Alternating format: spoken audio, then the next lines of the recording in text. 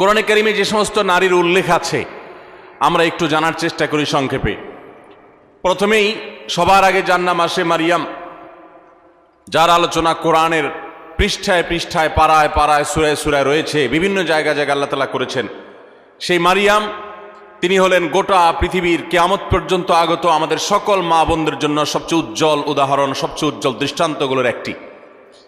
কোরআনে মারিয়ামের পাশাপাশি আমাদের মা, মুমিনদের মা উম্মুল মুমিনিন নবীপত্নী আয়েশা রাদিয়াল্লাহু তাআলা আনহা, তার সম্পর্কে সূরা নূরে কয়েকটি আয়াতে আল্লাহ রাব্বুল আলামিন আলোকপাত করেছেন। আমরা অনেকে জেনে থাকব আয়েশা রাদিয়াল্লাহু তাআলা আনহার চরিত্রে কালিমা লেপনের অপচেষ্টা এবং ঘৃণ্য কর্ম করেছিল মুনাফিকরা। আল্লাহ রাব্বুল আলামিন তার পুততা, পবিত্রতা, তার সতীত্ব এবং তার ব্যাপারে যে মিথ্যা অপবাদ দেওয়া হয়েছে সেই মিথ্যা অপবাদ এবং ষড়যন্ত্র সম্পর্কে কোরআনে কারিমে অনেকগুলো আয়াত নাজিল করেছেন। একজন নারী তার চরিত্রে কালিমা লেপন করার অপচেষ্টা যখন করেছে কিছু সমাজের ঘৃণ্য পুরুষেরা, মুনাফিকেরা, আল্লাহ রাব্বুল আলামিন তার চরিত্রের পুততা পবিত্রতা প্রকাশ করবার জন্য, ঘোষণা দেবার জন্য কোরআনে কারিমে অনেকগুলো আয়াত নাজিল করেছেন। একজন নারী হিসেবে, একজন মুসলিম মেয়ে হিসেবে এই ঘটনা নিশ্চয়ই আমাদের জন্য আনন্দদায়ক, এই ঘটনা নিশ্চয়ই আমাদের জন্য প্রেরণাদায়ক। কোরআনে কারিমে আল্লাহ রাব্বুল আলামিন ইব্রাহিম আলাইহিস সালামের স্ত্রী হাজেরা এবং সারা আলাইহিমা সালাতু ওয়াস সালাম তাদের সম্পর্কে আল্লাহ রাব্বুল আলামিন আলোকপাত করেছেন। নাম সরাসরি উল্লেখ করেননি, কিন্তু আলোকপাত হয়েছে। কোরআনে কারিমে জাকারিয়া আলাইহিস সালামের স্ত্রীর আলোকপাত হয়েছে, মুসা আলাইহিস সালামের মায়ের আলোচনা হয়েছে, কোরআনে মুসা আলাইহিস সালামের বোনের আলোচনা হয়েছে, কোরআনে মুসা আলাইহিস সালামের স্ত্রীর আলোচনা হয়েছে যিনি ছিলেন শুআয়ব আলাইহিস সালামের মেয়ে, কোরআনে ফেরাউনের স্ত্রী আসিয়ার আলোচনা হয়েছে, কোরআনে বিলকিসের আলোচনা হয়েছে, কোরআনে ঈসা আলাইহিস সালামের নানি ইমরাতে ইমরান মারিয়ামের মায়ের আলোচনা হয়েছে, কোরআনে আইয়ুব আলাইহিস সালামের স্ত্রীর আলোচনা ইঙ্গিত হয়েছে, এবং কোরআনে উম্মাহাতুল মুমিনিন সমস্ত নবী পত্নীগণ, আমাদের মাগণ, প্রিয় নবী সাল্লাল্লাহু আলাইহি সাল্লামের স্ত্রীগণ, সম্মানিতা স্ত্রীগণ, তাদের আলোচনা হয়েছে। এবং আল্লাহ রাব্বুল আলামিন ঘোষণা দিয়েছেন যে ওয়াজওয়াজুহু উম্মাহাতুকুম, নবী সাল্লাল্লাহু আলাইহি সাল্লামের পত্নীগণ, ঈমানদার তোমাদের মা, তাদের আলোচনা হয়েছে। কোরআনে খাদিজা রাদিয়াল্লাহু তাআলা আনহা সম্পর্কে আল্লাহ রাব্বুল আলামিন ইঙ্গিত করেছেন একাধিক আয়াতে। কোরআনে হাফসা রাদিয়াল্লাহু তাআলা আনহা সম্পর্কে ইঙ্গিত রয়েছে সূরা তাহরিমে।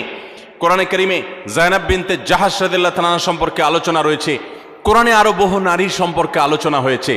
আমরা কোরআনে এত নারীর আলোচনা রয়েছে, এত নারীর ইতিহাস রয়েছে, গুরুত্বপূর্ণ দিক উঠে এসেছে, সেটা আমরা অনেক মুসলিমরাও জানি না। ভাইরা আমার, এর পাশাপাশি আল্লাহ রাব্বুল আলামিন কোরআনে কারিমে এমন কিছু নারীর উদাহরণ তুলে ধরেছেন যারা তাদের অবাধ্যতার কারণে, তাদের নাফরমানের কারণে, তাদের মন্দ স্বভাবের কারণে, তাদের কুফরির কারণে, তারা আল্লাহর অবাধ্য হওয়ার কারণে, তাদের খারাপ পথে চলে যাওয়ার কারণে তাদের করুণ পরিণতি, আল্লাহর শাস্তির মুখোমুখি হতে হয়েছে, পৃথিবীর ইতিহাসে আস্থা করে নিক্ষিপ্ত হয়েছে। তাদের ইতিহাসও আল্লাহ তাআলা তুলে ধরেছেন শুধুমাত্র আমার মা বোনদের জন্য, ইমানদার মহিলাদের জন্য, তারা যেন সেখান থেকে শিক্ষা গ্রহণ করতে পারেন। ভাইরা আমার, কোরআনে কারিমের সূরা তাহরিম গুরুত্বপূর্ণ একটি সূরা রয়েছে। এই সূরা তাহরিমের শেষ তিনটি আয়াত 10, 11 এবং 12, এই তিনটি আয়াতে আল্লাহ রাব্বুল আলামিন চারজন নারীর দৃষ্টান্ত দিয়েছেন। চারজন নারীর দৃষ্টান্ত দিয়েছেন।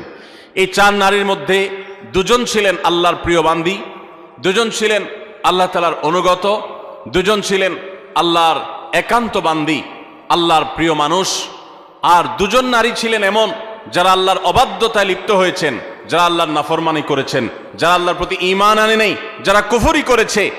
আল্লাহ রাব্বুল আলামিন ভালো এবং মন্দ পাশাপাশি রেখে আমাদের সামনে উদাহরণ রেখে আমাদের মায়ের জাতিকে সেখান থেকে শিক্ষা গ্রহণ করার, তাদের করণীয় নির্ধারণ করার নির্ধারিত ঘোষণা এবং শিক্ষা দেওয়ার জন্য আল্লাহ তাআলা এগুলো উল্লেখ করেছেন। সূরা তাহরিমের এই 10 এবং 11, 12 শেষের তিনটা আয়াতের শুরুতেই আমরা দেখতে পাই আল্লাহ রাব্বুল আলামিন বলেছেন, দরাবাল্লাহু মাসালাল লিল্লাযীনা কাফারু ইমরাআতা নূহ ওয়া ইমরাআতা লূত, যারা কুফরি করেছে, পৃথিবীতে আল্লাহর প্রতি অবাধ্য হয়েছে, ইতিহাসের আস্থা করে নিক্ষিপ্ত হয়েছে, তাদের নাম নেয়ার মানুষও আজ পৃথিবীতে নাই।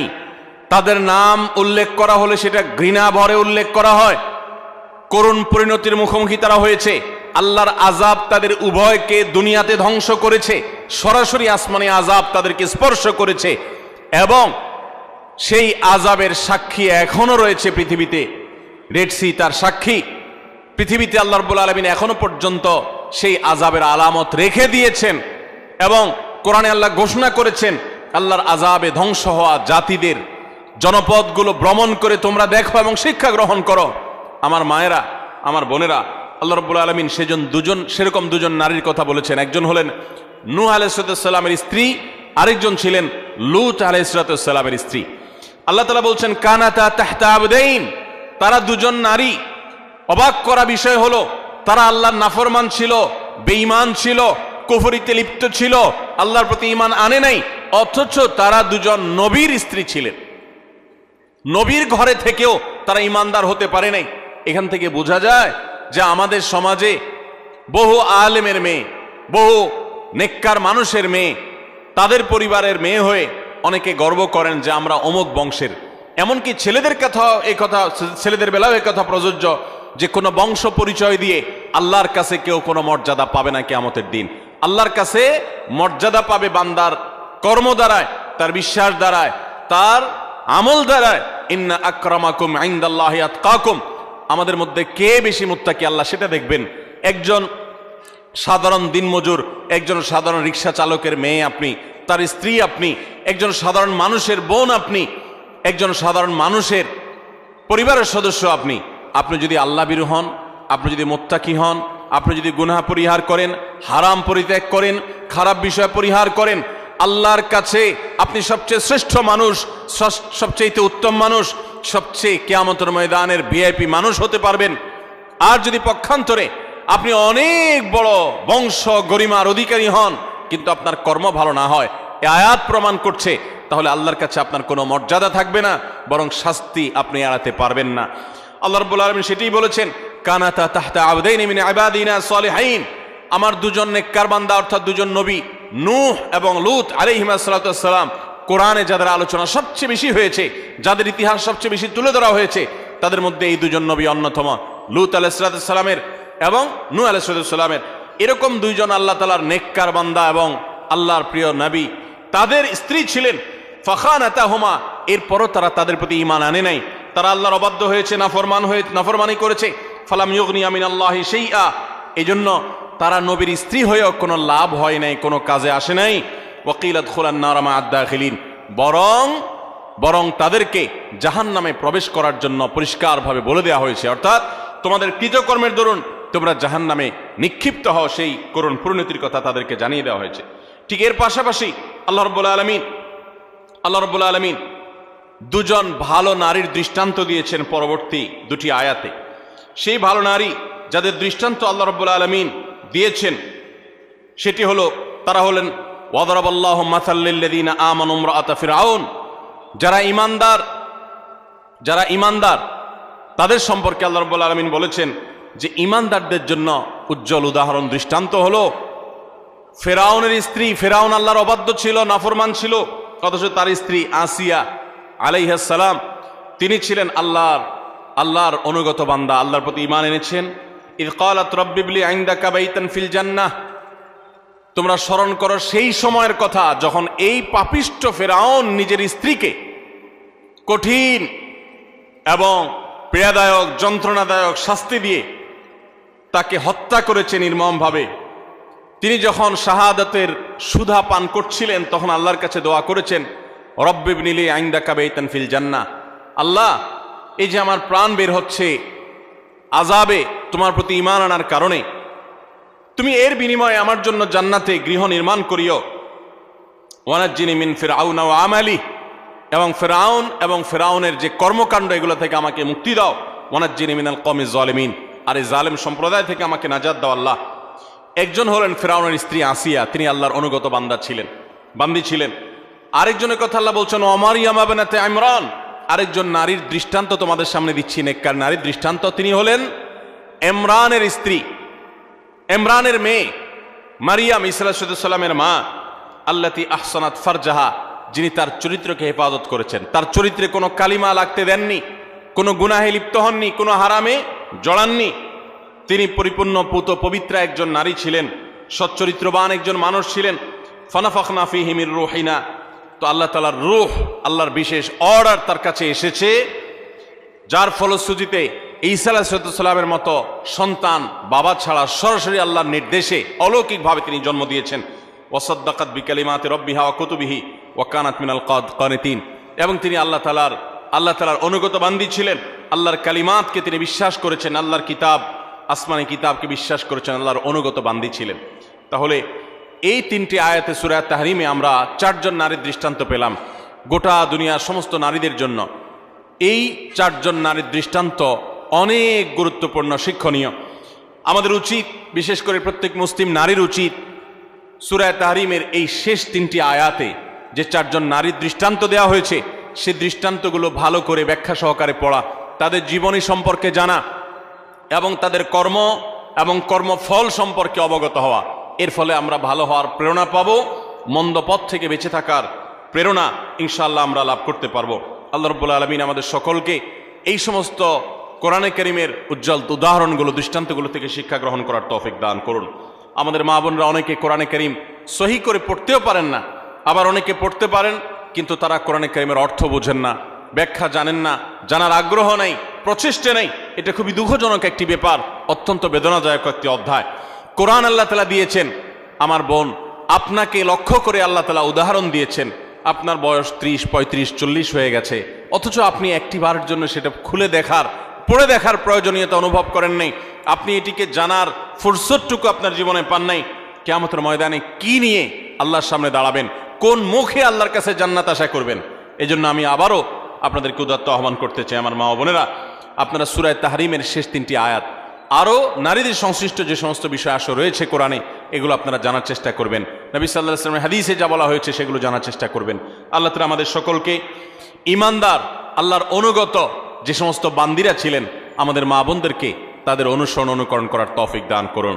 এবং যারা আল্লাহর নাফরমানিতে লিপ্ত হয়েছে, অবাধ্যতা লিপ্ত হয়েছে, তাদের জীবনী, তাদের কর্ম এবং কর্মফল থেকে শিক্ষা গ্রহণ করে আল্লাহর নাফরমানি থেকে, হারাম কাজ থেকে, অন্যায় অশ্লীলতা থেকে আল্লাহ তাআলা আমাদেরকে বেঁচে থাকার তৌফিক দান করুন। ভাইরা আমার, কোরআনে কারীমের নারীদের যে আলোচনা রয়েছে শুধু কোরআনেই নেই, নবী সাল্লাল্লাহু আলাইহি ওয়াসাল্লামের হাদিসেও আমরা দেখতে পারি যে নারীদের জন্য কত আলোচনা রয়েছে। আমরা কোরআন এবং হাদিসে নারীদের এমন 11টি বিশেষ বৈশিষ্ট্যের কথা উল্লেখ করতে চাই আজ, যে বৈশিষ্ট্যের কথা একজন মুসলিম নারী হিসাবে গর্বিত হওয়ার জন্য যথেষ্ট। আপনি নারী হিসাবে জন্ম লাভ করার জন্য আনন্দিত হতে হলে এই 11টি বৈশিষ্ট্য, এটার দিকে দেখাটাই যথেষ্ট। নারী জন্মের আনন্দ আপনি অনুভব করবেন শুধুমাত্র এই 11টি পয়েন্ট আপনি জানতে পারলে। আমরা অনেক মা বোনরা আছি, তারা জানি না।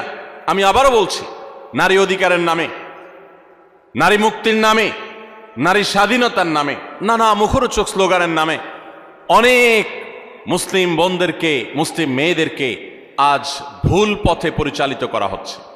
যারা পরিচালিত করছে তাদের সে সমস্ত কথায় পা দিয়ে যারা ইতোমধ্যে আল্লাহর অবাধ্যতায় লিপ্ত হয়েছেন, নাফরমানিতে লিপ্ত হয়েছেন, গুনাহের জগতে পা দিয়েছেন, তারা একটা পর্যায়ে তাদের জীবন ধ্বংস হয়ে যাওয়া, তাদের জীবনে হারিয়ে যাওয়া সম্পদ সম্পর্কে তাদের অনুভূতি, উপলব্ধি জাগ্রত হয়েছে এবং তারা ফিরে এসেছেন।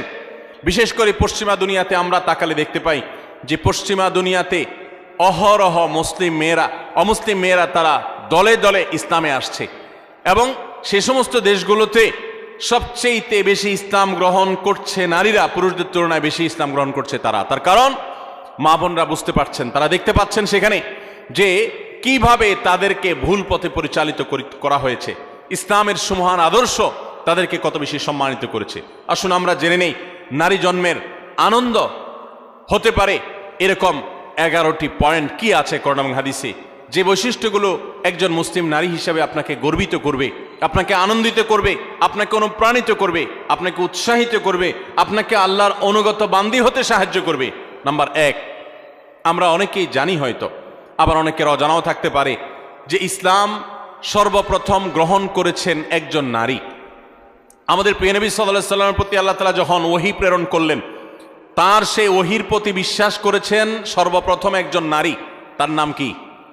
খাদিজা রাদিয়াল্লাহু তাআলা আনহা, কোন পুরুষ প্রিয়নবী সাল্লাল্লাহু আলাইহি ওয়াসাল্লামের প্রতি ঈমান আনেন নাই আগে, সবার আগে নারীরা ঈমান এনেছেন। খাদিজা রাদিয়াল্লাহু তাআলা আনহা ইসলামের প্রথম মুসলিম সদস্য নারী, কোনো পুরুষ না। দ্বিতীয়ত, ইসলামের প্রথম শহীদ হলেন একজন নারী, সুমাইয়া রাদিয়াল্লাহু তাআলা আনহা। ইসলামের জন্য যিনি নিজের জীবনকে উৎসর্গ করেছেন, ইসলামের জন্য জীবন উৎসর্গ করার মতো এরকম গৌরব, এরকম মর্যাদার অধিকারী হয়েছেন একজন নারী, সুমাইয়া রাদিয়াল্লাহু তাআলা আনহা।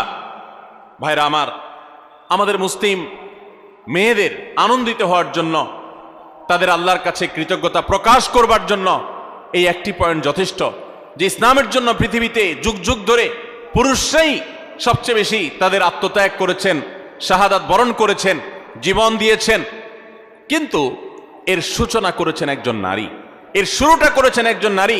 তিনি ছিলেন সুমাইয়া রাদিয়াল্লাহু তাআলা আনহা, এমন একজন সাহাবী, নির্মমভাবে তাকে শাহাদাতের পেয়ালা পান করতে হয়েছে, আল্লাহর দ্বীনের জন্য তিনি জীবন দিয়েছেন। আমার মা বোনরা, একজন নারী, তিনি শাহাদাতের এই পথ সর্বপ্রথম দেখিয়েছেন, প্রথম পেয়ালা তিনি পান করেছেন শাহাদাতের। এটি কি আমাদের মা বোনদের গর্বের জন্য যথেষ্ট নয়? তৃতীয়ত, প্রিয়নবী সাল্লাল্লাহু আলাইহি সাল্লাম তার জীবনের একেবারে শেষের দিকে এসে অত্যন্ত হৃদয়গ্রাহী যে ওয়াসিয়ত ছিল, তার উপদেশ ছিল, সেই উপদেশের মধ্যে একটি ছিল ফাস্তাউসু বিন-নিসাই খায়রা। ভাইরা আমার, মা বাবা, মুরব্বীরা, প্রিয়জনেরা, তারা যখন মৃত্যুর মুখোমুখি হন, তারা যখন জীবনের শেষ প্রান্তে এসে উপনীত হন, তখন তারা তাদের একান্ত কাছের লোকদেরকে ডেকে ওসিয়ত করেন, উপদেশ দেন, তাদেরকে ডেকে এনে নসিহত করেন। জীবনের শেষ মুহূর্তে যাওয়ার সময় ছেলে মেয়েদের দিকে তাকিয়ে তাদের মাথায় হাত বুলিয়ে অত্যন্ত স্নেহ, পরম মমতার সাথে যে উপদেশ দেওয়া হয়, সেটার গুরুত্ব অপরিসীম। প্রিয়নবী সাল্লাল্লাহু আলাইহি ওয়াসাল্লামও ঠিক তার জীবনের একেবারে শেষে এসে তিনি কিন্তু ঐতিহাসিক ভাষণে তিনি মেয়েদের প্রতি সদ্ব্যবহার করার জন্য, তাদের ব্যাপারে নবী সাল্লাল্লাহু আলাইহি ওয়াসাল্লাম থেকে কল্যাণের উপদেশ গ্রহণ করবার জন্য তিনি নির্দেশ দিয়ে গেছেন, ফাস্তাউসু বিন-নিসাই খায়রা। হে দুনিয়ার মানুষ, তোমরা মেয়েদের ব্যাপারে কল্যাণের আচরণ, ভালো আচরণ করার ব্যাপারে আমার কাছ থেকে উপদেশ গ্রহণ করো, আমি তোমাদের ওসিয়ত করে গেলাম। প্রিয়নবী সাল্লাল্লাহু আলাইহি ওয়াসাল্লাম এরকম হৃদয়গ্রাহী ভাষায় মা বোনদের ব্যাপারে সাবধান সতর্ক করে গেছেন। তার জীবনের শেষ সতর্ক বাণীগুলোর মধ্যে থেকে একটি, যে নারীদের ব্যাপারে তোমরা আমার কাছ থেকে উপদেশ গ্রহণ করো, কল্যাণ, তাদের সাথে তোমরা কল্যাণের আচরণ করবে, তাদের কল্যাণকামী হবে, সুন্দর আচরণ করবে, তাদের কোনো কষ্ট দিবে না। অর্থাৎ এই মর্মে আমি তোমাদেরকে ওসিয়ত করে যাচ্ছি, আমার এই ওসিয়তকে তোমরা মেনে চলবে। মায়েদের আনন্দের একটা বিষয় এটি, তাদের গর্ব করার মতো একটি বিষয় এটি, যে প্রিয় নবী সাল্লাল্লাহু আলাইহি ওয়াসাল্লাম জীবনের শেষ ওসিয়তগুলোর মধ্যে থেকে একটি ছিল আমাদের ব্যাপারে যেন সবাই সজাগ থাকে, সুন্দর দৃষ্টি রাখে। নাম্বার 4, আমরা জানি যে কোরআনে কারিমে আল্লাহ রাব্বুল আলামিন নারীদের সূরা নামে সূরা রেখেছেন, পুরুষদের সূরা এরকম নামে, অর্থাৎ পুরুষদের সংশ্লিষ্ট সূরা বলতে আলাদা কোনো সূরা রাখেন নাই। শুধু তাই নয়, কোরআনে কারিমের সবচেয়ে বড় দীর্ঘ আয়াতনের গুরুত্বপূর্ণ সূরা হলো সূরাতুন নিসা। এই সূরাতুন নিসা আল্লাহ তাআলা নারীদের নামে নামকরণ করেছেন। সেখানে নারীদের সমস্ত অধিকারগুলো, তাদের বিধিবিধানগুলো, তাদের মর্যাদা, তাদের করণীয়, তাদের জন্য মোটিভেশন আল্লাহ তাআলা সেখানে রেখেছেন। শুধু সূরা নিসাই নয়, কোরআনে কারিমে আল্লাহ রাব্বুল আলামিন সূরা নিসার পাশে সূরা তাহরিম, সূরা তালাক, সূরা মুজাদালা, অনেকগুলো সূরা নারীদের জন্য, নারীদের বিধিবিধান সংশ্লিষ্ট বিষয়গুলোর জন্য আল্লাহ তাআলা নাজিল করেছেন। এগুলো এক একটা 2 পৃষ্ঠা 4 পৃষ্ঠার সূরা, আর সূরা নিসা তো বহু পৃষ্ঠা সম্বলিত সূরা। কোরআনে কারিমে 25 জন নবী রাসূলের আলোচনা যেরকম রয়েছে, ঠিক একইভাবে 20-25 জন মহিয়সী নারীর আলোচনা কোরআনে রয়েছে।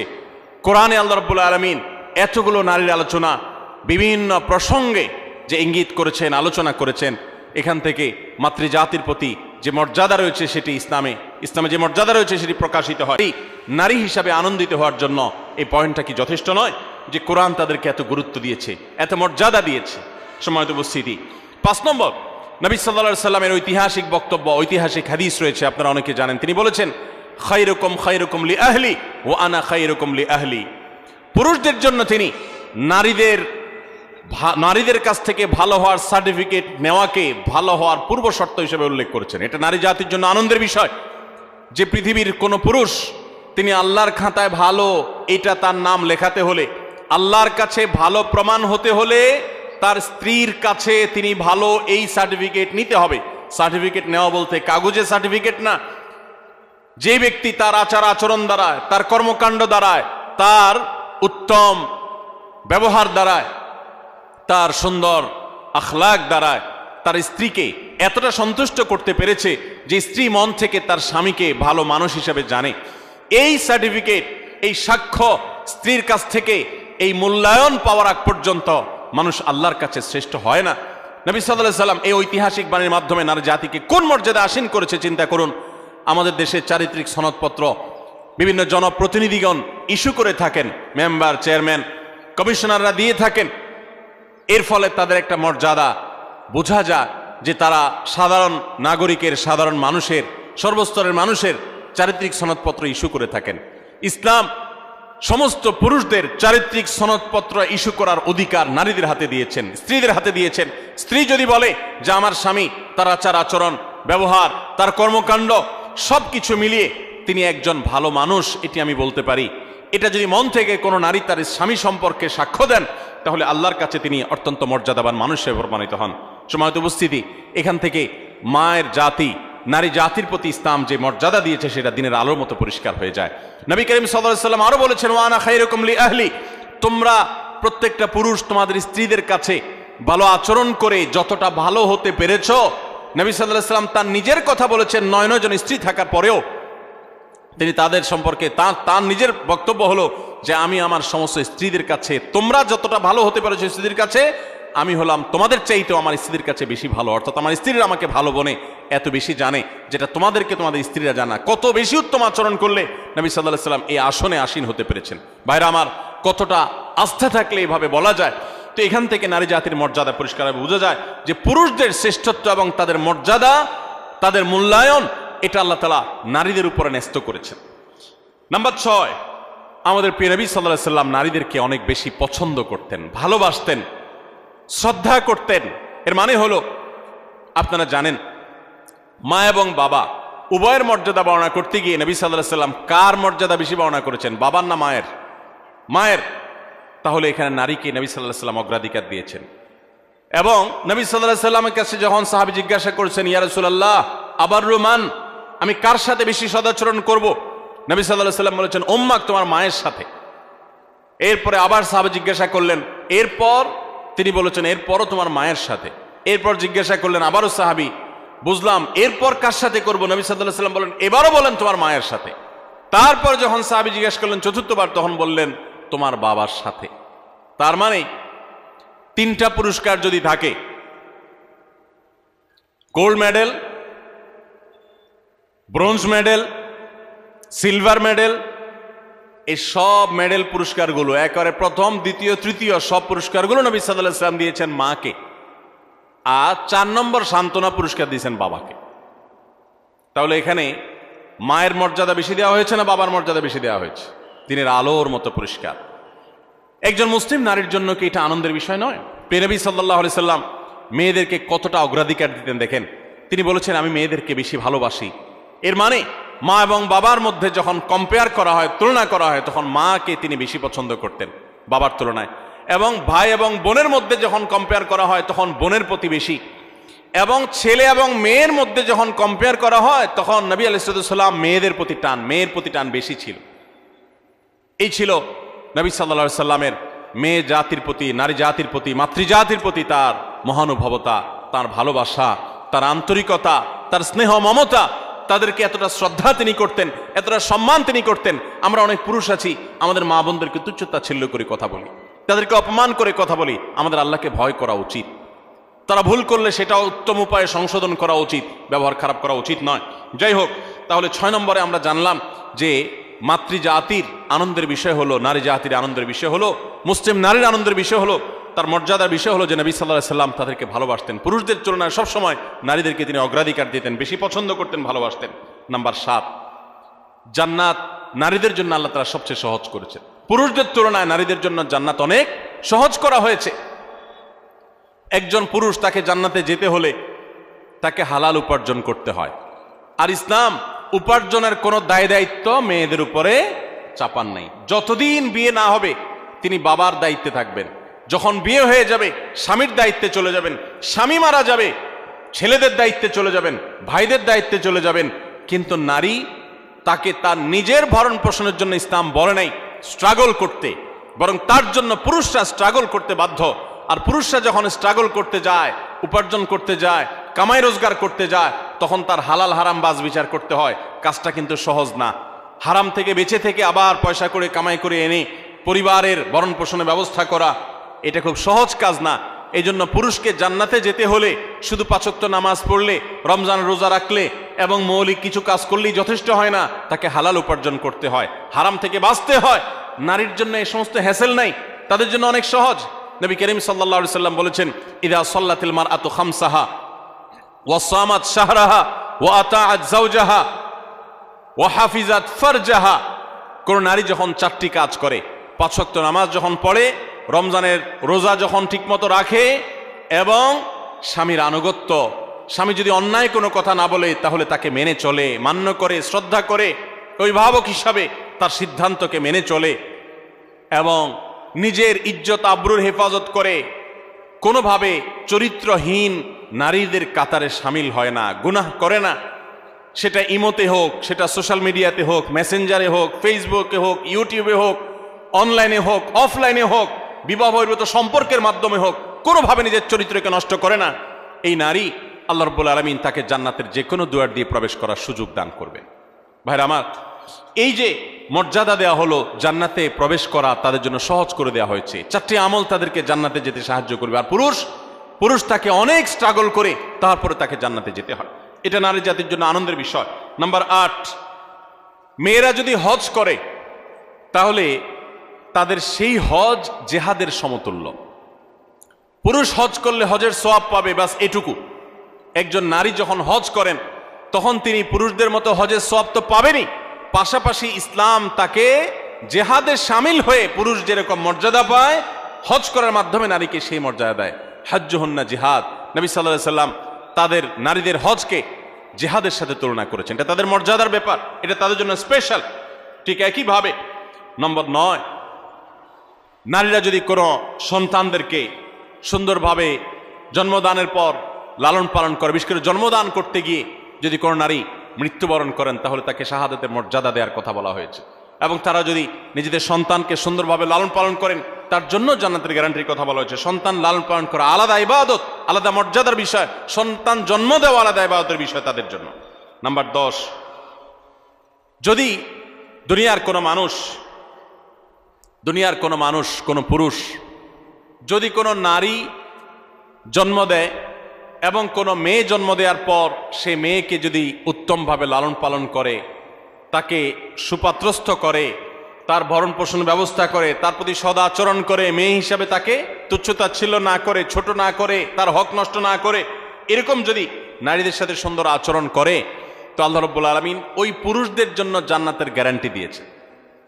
জান্নাতের গ্যারান্টি দিয়েছেন, নিরাপত্তা নিয়েছেন, তিনি নিরাপত্তা দিয়েছেন, জান্নাতের ওয়াদা করেছেন। নবী সাল্লাল্লাহু আলাইহি সাল্লাম কথা দিয়েছেন যে পুরুষরা 2টি মেয়ে সন্তান জন্ম দিবে এবং তাদের সাথে উত্তম আচরণ করবে, ব্যবহার করবে, তাদের হক আদায় করবে।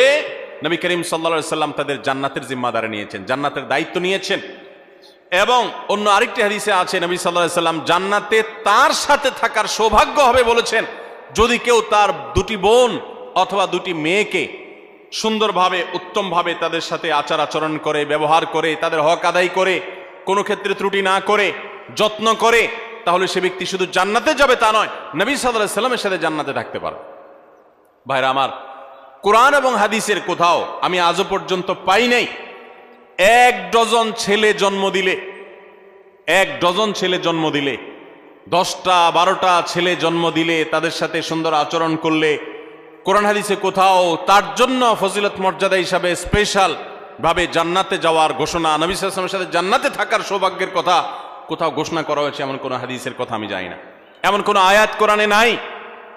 কিন্তু 2জন মেয়েকে, 2জন বা 2জনের অধিক মেয়েকে যদি কোনো বাবা মা লালন পালন করেন, সুন্দরভাবে তাদের সাথে সদাচরণ করেন, দুর্ব্যবহার না করেন, তাদেরকে কোণঠাসা করে না রাখেন, মেয়ে হিসাবে তাদের প্রতি জুলুম না করেন, তাহলে ওই ব্যক্তিদের জন্য জান্নাতের গ্যারান্টির কথা বলেছেন। তাহলে নারী হিসাবে জন্ম লাভ করা এটা আনন্দের বিষয় মুসলমান মেয়েদের জন্য।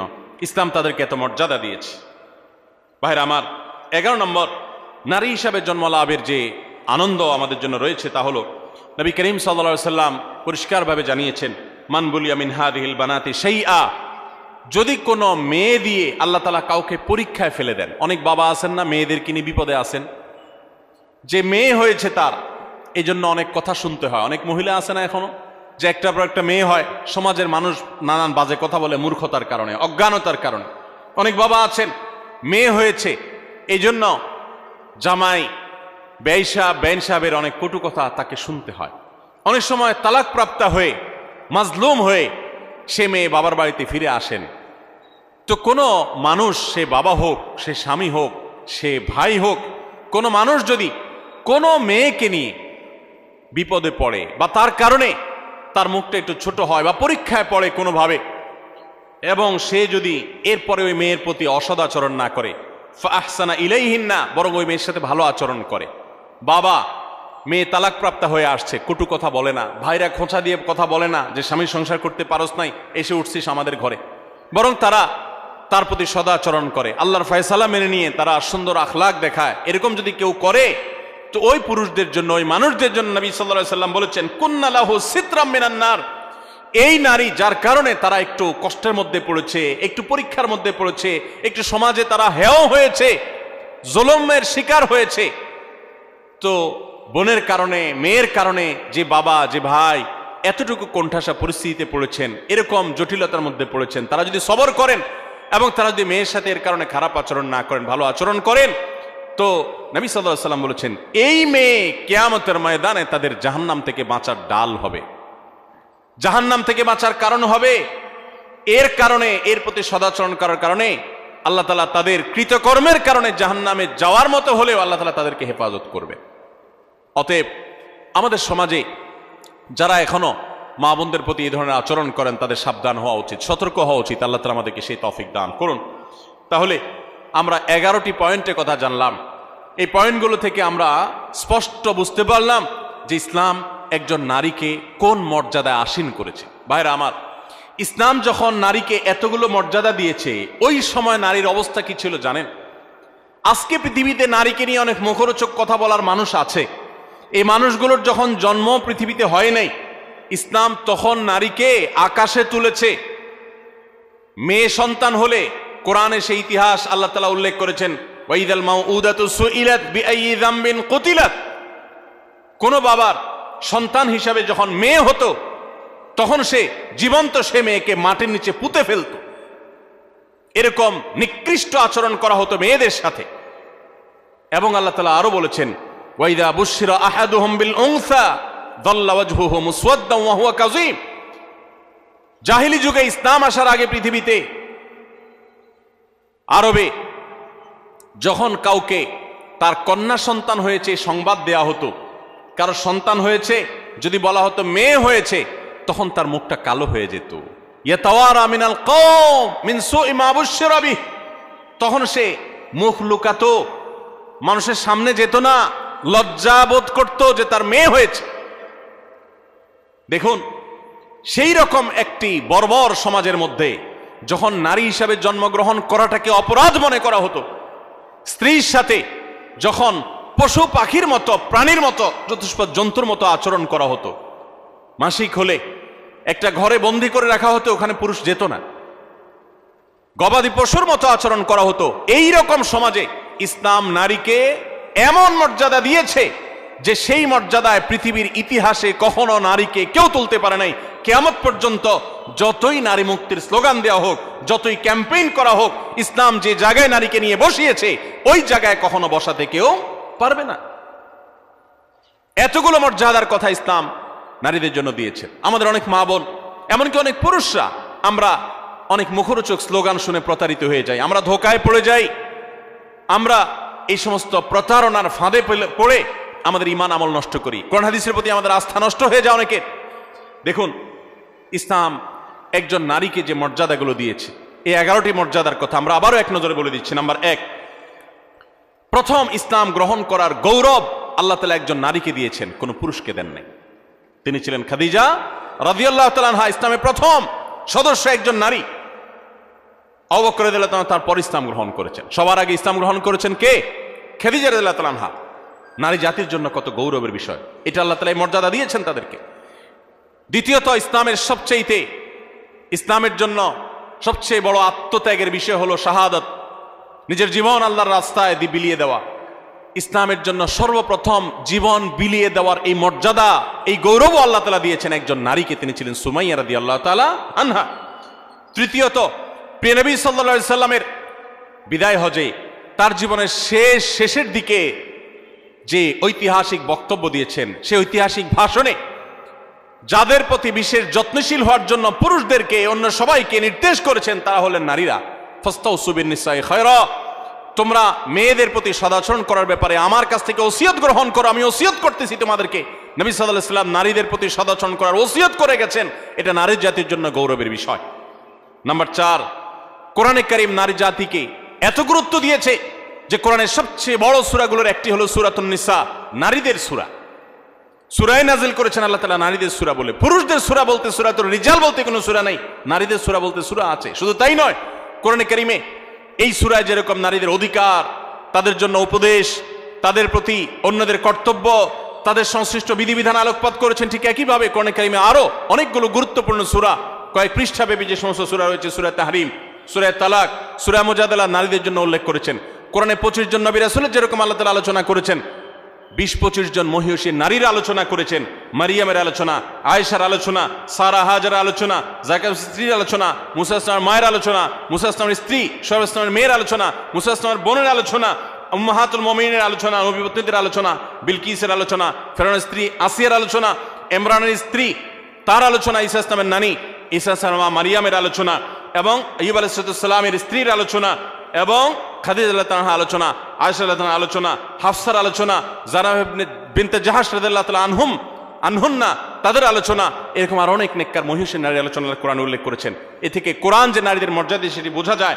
নাম্বার 5, নবী সাল্লাল্লাহু আলাইহি সাল্লাম বলেছেন, তোমাদের মধ্যে সবচেয়ে উত্তম সে যে ব্যক্তি তার স্ত্রীর কাছে ভালো হতে পেরেছে, যার স্ত্রী তার ব্যাপারে সাক্ষ্য দেয় যে আমার স্বামী একজন আসলে আপাদমস্তক ভালো মানুষ, ভেতর থেকে সাক্ষ্য যে নিতে পারে, এই মূল্যায়ন যে নিতে পারে, সেই হলো প্রকৃত অর্থে ভালো মানুষ। নারীদের কাছে পুরুষদের মর্যাদার মূল্যায়নের চাবিকাঠি এবং সুইচ নবী সাল্লাল্লাহু আলাইহি সাল্লাম তাদের হাতে দিয়ে দিয়েছেন। কত বড় মর্যাদার বিষয়টি তাদের জন্য। নাম্বার 6, নবী সাল্লাল্লাহু আলাইহি সাল্লাম সবসময় নারীদেরকে বেশি অগ্রাধিকার দিতেন, পুরুষের তুলনায় বেশি পছন্দ করতেন, ভালোবাসা দিতেন, স্নেহ মমতা দিতেন। এজন্য মেয়েদের প্রতি তার ভালোবাসা ছিল অনেক বেশি। শুধু তিনি নন, ইমাম মালিক রাহমাতুল্লাহ আলাইহি বলেছেন, আল আম্বিয়া ওয়া আবুল বানাত, নবীগণ হলেন মেয়েদের বাবা। বেশিরভাগ নবীদেরকে আল্লাহ তাআলা মেয়ে সন্তান বেশি দিয়েছেন, এটা তাদের জন্য গৌরবের। এবং এখান থেকে আমাদের শিক্ষার বিষয় রয়েছে। এবং নবী সাল্লাল্লাহু আলাইহি সাল্লাম মা এবং বাবার মধ্যে বাবাকে অগ্রাধিকার দিতেন, এবং মেয়ের মধ্যে মেয়েদেরকে বেশি ভালোবাসতেন। এটা তার সুন্নাহ ছিল, এটা তার অভ্যাস ছিল, তিনি বেশি পছন্দ করতেন তাদেরকে। এটাও নারীর জন্য আনন্দের বিষয়। নাম্বার 7, জান্নাত মেয়েদের জন্য যাওয়া অনেক সহজ, অনেক সহজ। মেয়েরা যদি 5 ওয়াক্ত নামাজ পড়ে, রমজান রোজা রাখে, স্বামীর আনুগত্য করে চলে, কোনো ঔদ্ধত্য দেখায় না, এবং নিজের চরিত্রের হেফাজত করে, তাদের জন্য জান্নাতে যাওয়া সহজ হয়। পুরুষদের মধ্যে হালাল হারাম মেনটেন করে, তারপর সেগুলো লক্ষ্য রেখে তারপর উপার্জন করার মতো আর অনেক স্ট্রাগল করে তাদেরকে উপার্জন করতে হয় না। হালাল হারাম উপার্জন করতে গিয়ে পুরুষরা মানুষকে গালি দিয়ে হারাম কামাই করে জাহান্নামে যেতে হয়, মানুষের সাথে মারামারিতে লিপ্ত হতে হয়, অনেক কঠিন পরিস্থিতির মুখোমুখি হতে হয়। এসব হ্যাসেল মেয়েদের জন্য নয়। বরং কোন নারী তিনি যদি সন্তান জন্ম দিতে গিয়ে যদি তিনি মৃত্যুবরণ করেন, তাকে শাহাদাতের মর্যাদা দেওয়া হয়, তাদের জান্নাতে যাওয়ার পথ তুলনামূলকভাবে অনেক সুগম। নাম্বার 8, মেয়েদের হজকে আল্লাহ রাব্বুল আলামিন নবী সাল্লাল্লাহু আলাইহি সাল্লাম জিহাদের সাথে তুলনা করেছেন। তারা হজ করলে সেটা জিহাদের সওয়াব পাওয়া যায়। নাম্বার 9, মেয়েদেরকে লালন পালন করলে পুরুষদের জন্য নবী সাল্লাল্লাহু আলাইহি সাল্লাম জান্নাতের দায়িত্ব নিয়েছেন। শুধু তাই নয়, যদি 2 জন মেয়ে 2 জন বোনকে কেউ সুন্দরভাবে লালন পালন করে, সদাচরণ করে, তাদের প্রতি বৈষম্য না করে, ছেলেদেরকে দিল মেয়েদেরকে দিল না এরকম না করে, বরং ছেলেদেরকে যা দেয় মেয়েদেরকেও দেয়, তাদের প্রতি কোনো হক নষ্ট করে না, ছোট নজরে দেখে না, বৈষম্যের নজরে দেখে না, তাদের প্রতি ভালো আচরণ করে, সুশিক্ষা দেয়, দ্বীনের শিক্ষা দেয়, আল্লাহর সাথে পরিচয় করায়, সুপাত্রস্থ করে, কোনোভাবে তাচ্ছিল্য করে না, অবজ্ঞা করে না, এরকম যদি কোনো পুরুষ করে, নবী সাল্লাল্লাহু আলাইহি ওয়াসাল্লাম তার জান্নাতের দায়িত্ব তো নিয়েছেন, পাশাপাশি হাদিসে এও বলা আছে যে নবী সাল্লাল্লাহু আলাইহি ওয়াসাল্লামের সাথে জান্নাতে থাকার সৌভাগ্য লাভ হবে ওই ব্যক্তির। নবী সাল্লাল্লাহু আলাইহি ওয়াসাল্লামের সাথে জান্নাত থাকার সুযোগ পাওয়া যাবে। নাম্বার 10 আর 11 নম্বর এবং সর্বশেষ পয়েন্ট হলো, যে ব্যক্তি তার পরিবারের কোনো মেয়ের কারণে তার মুখটা ছোট হয়, বিপদে পড়ে, তালাকপ্রাপ্ত হয়েছে, জুলুম করা হয়েছে এবং সমাজে তার মুখটা ছোট হয়েছে, সমাজের মানুষ অজ্ঞানতার কারণে, মূর্খতার কারণে তাকে নানান কটু কথা শোনায়, অথবা মেয়েদের ভরণ পোষণ তার উপর বর্তাইছে কোনো কারণে, তালাক হয়ে গেছে, তখন মা, বাপ, ভাই, যারা পুরুষ সদস্য আছেন বা অন্য নারী সদস্য আছেন, সবাই যদি সেই মেয়ের সেই কষ্টের কারণে, মেয়ের কারণে, কষ্টের কারণে বা কোনো প্রকার জটিল পরিস্থিতি পড়ার কারণে যদি সবর করে ধৈর্য ধারণ করে, নবী করিম সাল্লাল্লাহু আলাইহি ওয়াসাল্লাম বলেছেন কুন্না লাহু সিতরাম মিনান নার, তাহলে এই ব্যক্তির জন্য এই মেয়েরা আল্লাহর কাছে কিয়ামতের দিন জাহান্নাম থেকে মুক্তির কারণ হবে। এত মর্যাদা ইসলাম নারীদেরকে দিয়েছে। ভাইরা আমার, এই বিষয়ে একজন মুসলিম নারী হিসাবে আমাদের আল্লাহর কাছে শুকরিয়া আদায় করা উচিত, আল্লাহর আনুগত্য করা উচিত, আল্লাহর গোলামি করা উচিত, আল্লাহর দাসত্ব করা উচিত, আল্লাহর হুকুমগুলো মেনে চলা উচিত। আল্লাহ তাআলা আমাদের সবাইকে সেই তৌফিক দান করুন। একজন মুসলিম নারী হিসাবে জন্মলাভ করার আনন্দের 11টি পয়েন্ট, 11টি কারণ এবং আনন্দিত হওয়ার 11টি উপলক্ষের কথা আমি তুলে ধরেছি। আরো বহু পয়েন্ট আছে, কোরআন হাদিস ঘাটলে আপনি দেখবেন ইসলাম কোথায় নিয়ে গেছে নারীকে। আমি আবারও বলছি, এখন নারীদের পক্ষে অনেক লম্বা লম্বা কথা বলার মানুষ পাওয়া যায়। বেশিরভাগ যারা নারীদের অধিকার নিয়ে কথা বলে, এদের বেশিরভাগের উদ্দেশ্যই অসৎ, পদ্ধতি ত্রুটিপূর্ণ। নারীদের অধিকার দিতে গিয়ে তাদেরকে রাস্তার বাহির করে ফেলে, তাদেরকে বিপদগামী করে ফেলে। দেখুন, যারা নারীদেরকে অধিকার দেওয়ার কথা বলে, তাদের বাইরে চাকরি বাকরি ইত্যাদির বন্দোবস্ত হওয়ার পক্ষে স্লোগান দেয়, কথা বলে, মনে হয় যে তারা নারীদের উপার্জনের পরে সিরিয়াস। তারা দেখবেন যুবতী নারীদের চাকরি দেওয়ার ব্যাপারে সিরিয়াস। যে সমস্ত নারীরা রিটায়ারমেন্টে চলে গেছেন, বৃদ্ধা হয়ে গেছেন, তাদের দেখার কেউ নাই, এদের জন্য দেখবেন চাকরির পথ এরকম সুগম তারা করতে চায় না, বেছে বেছে তারা ইয়াং মেয়েদের চাকরি দিতে চায়। এখান থেকে তাদের উদ্দেশ্যের অসততা পরিষ্কারভাবে বোঝা যায়। যাই হোক, একজন মুসলিম নারী হিসাবে আমাদের আনন্দের অনেকগুলো বিষয় আছে। আল্লাহ তাআলা আমাদেরকে সবাইকে সেজন্য শুকরিয়া আদায় করার তৌফিক দান করুন।